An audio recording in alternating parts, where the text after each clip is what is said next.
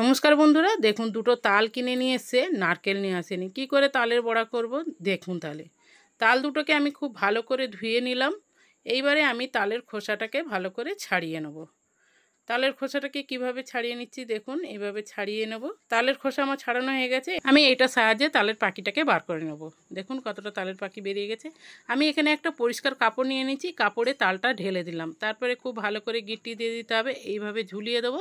তালের যে এক্সট্রা জলটা বেরিয়ে যাবে, তাহলে আর তালের বড়াটা খেতে তেতো লাগবে না।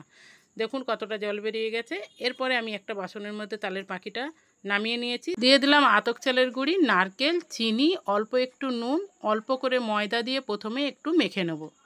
তারপরে মাখার পরে আবার যদি ময়দা লাগে আমি দেব। আরও একটু ময়দা লাগবে, আর একটু ময়দা দিয়ে খুব ভালো করে আমি মেখে নেব হাত দিয়ে। খুব ভালো করে মাখতে হবে। মাখা হয়ে গেলে এটাকে আমি সাইডে সরিয়ে দিয়ে হাতটা ধুয়ে আসব। কিছুক্ষণ পরে আমি গ্যাসটা জ্বালিয়ে দেবো। একটা কড়াই বসিয়ে দিলাম, দিয়ে দিলাম সাদা তেল। তেলটা গরম হয়ে গেলে একে একে বড়াগুলো ছোট ছোট বলের আকারে দিয়ে দিতে হবে।